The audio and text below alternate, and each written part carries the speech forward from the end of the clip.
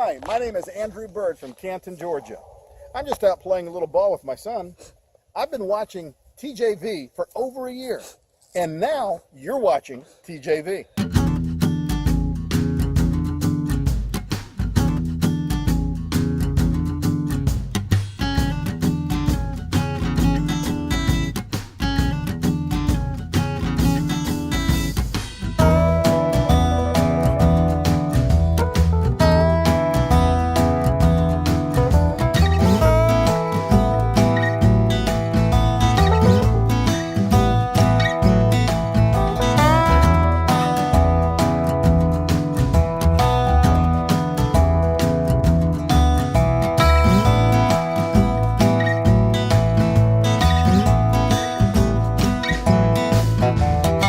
Good morning. Just hooked up to this beauty of a trailer. Sitting here in the dock in Winnipeg. About to pull this baby all the way out to Regina, Saskatchewan. Oh yeah! Got my trusty sidekick. The Weasel right there. A little camera shy right now. Hey Diesel. How you doing? You're a good boy. Is that your toy right there? Or what's left of it? Good boy. Good morning to you sitting right there, or standing. Why are you watching my vlog standing? Sit down, enjoy it. We're going to, like I said, Regina, Saskatchewan. That's the capital of the province west of my home province, Manitoba, in Canada. It's in central South Canada, or South Central Canada, whatever you want to say. We're gonna gain an hour as soon as we cross into that province because they're in mountain time. They don't do daylight savings time in Saskatchewan, so for summer, they hang out with Alberta time zone, mountain time zone. And in wintertime, they fall back towards Manitoba because they like to keep warm with us in the wintertime. So they come back and huddle up with us in our time zone, and they join the central time zone in the wintertime, but they always stay the same there. So this time of year, I gain an hour going west into Saskatchewan. I've got something like 9 drops, 6 to 9 drops, and the plan is to get them all off tomorrow and the next day in 2 days. I'll be honest, I have my doubts. I have my reservations about this. I don't know if I'm gonna be able to do it or not. If anything goes wrong, it's not gonna work out. But if everything falls into line and all the ducks line up like the way they're supposed to and they shut their bills and stop quacking, it should work. Just found out some great news. I know it was like a second ago, I'm telling you, I don't know if I'm gonna be able to get all these stops done. I was under the impression that this load I was pulling had 9 drops that I had to hand bomb off box by box myself. I pulled it out of the dock and I go back there with my straps. I'm gonna strap it all in there and secure it all. First off, I found out they had already strapped it and secured it for me. Never happens. And the entire load, which is usually sitting on the floor, tons of boxes, like 500 to 800 boxes, heavy boxes, usually sitting on the floor, and I gotta take them off one box at a time. Every box is on a pallet. They're all on pallets, right to the back, 22 pallets. I don't have to do any hand bombing, which is awesome. I just did a little dance back there because I was so excited. So I will be able to get them all done tomorrow, as long as, you know, traffic agrees with me and receivers will unload me in a reasonable amount of time and don't make me sit and wait for them. And then I'll be back tomorrow night. I'll be back home, and then I'll be home for the weekend. It's Brit's birthday on the weekend. I gotta work on her birthday gift yet. I got this idea for her birthday gift. I know this vlog will go up after her birthday, so I could tell you what it is now, but I don't want to tell you guys yet because I don't know if I'm gonna go through with it or not, because I gotta make sure that I can get the right materials and stuff to put it together. Something that I wanted to put together myself. And I got her something off the internet too that I'm hoping is gonna arrive before we leave on Friday for the cabin. And then I have to mow my lawn this week yet. Go figure. And I want to spend some time at the campsite. So we got a busy week ahead of us. We got a lot to do. And this just made my week so much better. The entire load is on pallets. Now why don't they do that every time? They've now proven they have the ability to put it on pallets. Usually, when you pick up from this customer, it's all on the floor. It's all just boxes on the floor, right? Why don't they always put it on pallets then? I know the answer already, and I know you're saying it to the screen right now, and you're about to type in your comment. Wait, I know what you're gonna type. You're gonna be like, because they can fit more in the trailer if they don't put it on pallets. Check this out.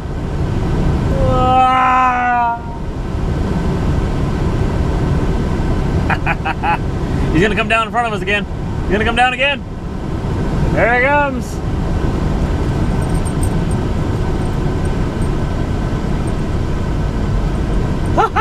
You see him? That was cool. It is the season of the crop dusters. Why do they call them crop dusters? They don't spray dust around. They're crop sprayers. Nobody's throwing dust around. They're spraying the fields. I don't know. Crop duster. It's a career that I've looked into before. Actually, when I was in flight school. They actually make really good money. I could make, now I don't know if it's still true or not, but when I was in flight school and they were telling me about it, I could make as much money in one season of crop dusting or crop spraying as I do in a year of truck driving. Pretty much I just work seasonally then, right? I just work through the summer and either get a different job for the winter or go south, you know? Be perfect and fun. I love flying. Flying is one of my favorite things in the world to do. To get my crop spraying license, I would have to go through a special school or a special training course to do that, obviously, because you got to learn about the chemicals, you got to learn how to maneuver your plane at low altitudes, you know. You got to know what you're putting on the fields and where. You gotta remember, or you gotta figure out how to know which areas of the field you've sprayed already and which ones you haven't. So it's I'm sure it's a more difficult job than it looks, but it's something that I've looked into.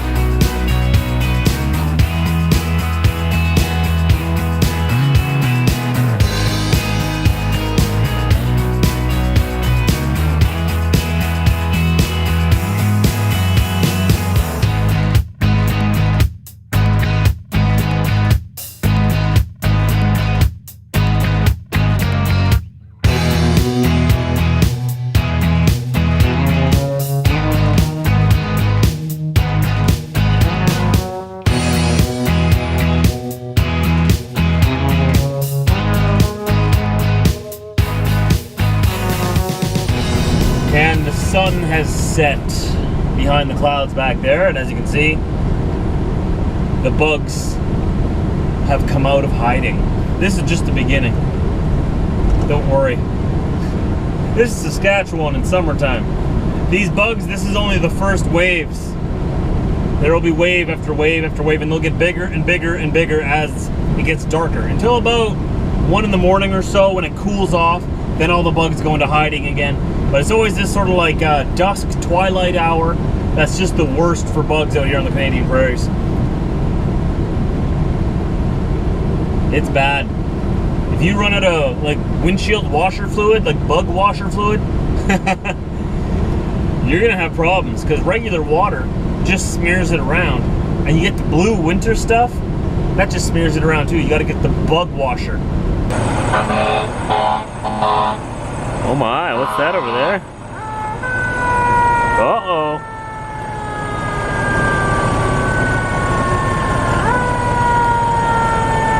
Well, I can't focus on it, but you can see that there's fire trucks assembling over there. I wonder what happened. You ruined my shot. Oh well, we'll just stick with it. We're at the Flying J here in Balgony, Saskatchewan. Got another fire truck. Or is that an ambulance? Oh my. Oh my. Fire trucks, that's not good. This is a very small town. I'm sure they don't see that kind of activity that often. So yeah, small town. We're about 20 minutes east of Regina, Saskatchewan. We made it. I decided to stay here because there's lots of parking here at the Flying J. This is a newer Flying J. I've shown it to you once or twice in the past. I bit my tongue earlier and it's very hard to talk, so excuse my lisp. Back there. You don't care. Anyway, bit my tongue, it hurts. Hurts to talk right now. But I have to do this for the vlog. Balgonie is just east of Regina, like I was saying. They built this new Flying J travel plaza here. And I like it. I'm really glad they built this here. I've been saying in my vlogs for years that they need a Flying J east of Regina, because they had nothing between Brandon, Manitoba and Moose Jaw, Saskatchewan, aside from the Husky truck stop in Regina. And there's never any parking. The Husky in Regina is packed at like 6 p.m. It's terrible. So they built this in Balgonie, about 20 minutes east of the city. Now, I really wish, I really wish that they would have built the Flying J within the city limits of Regina, but I think I know why they didn't. There's a Flying J card lock. What is it on again? What street is that on again? It's in Regina. And I believe that the owner of that Flying J card lock is the reason why they couldn't create another travel plaza within Regina, because you know that they that would be too many franchises within a small area. Regina is a very, very small city compared to most cities around the world. It's maybe got, correct me if I'm wrong, Reginians, Reginers, and what do you call yourselves? Reginites? Reginers? Correct me if I'm wrong. I think there's only like 200,000, no, 300,000 people in Regina? 400,000 maybe? It's the capital of Saskatchewan, but it's not that big of a city. It's a city, definitely is a city. Not that big. But because of that card lock, they couldn't have another franchise within city limits, I think. And that guy was putting up a big stink saying, hey, this is my town. You can't bring another franchise in here because that'll compete with me and then I lose business. I understand his business mind. I would do the same thing. However, somebody just went around him and started a franchise 20 minutes east of the city. Now what's funny is everybody stops here to fuel now instead of stopping at the little tiny little card lock in the city. Because they stop here. It's much easier in and out. It's out in the countryside a little bit in a small town, so there's no real problem getting on and off of the property. Lots of parking, whatnot, right? Modern pumps. Whereas in the city of Regina, that's older pumps at the older card lock there. So now he lost his business anyway, because now everyone's coming here, or she. I don't know who owns it, but that was the story I heard. Anyways, that's my story and I'm sticking to it. I don't know if that's fact or not. Don't quote me on that. That's just word of mouth, word of ear, what I've heard. Is that what I'm saying? Word of ear? What do you call that? It's time to walk the weasel though. Oh boy.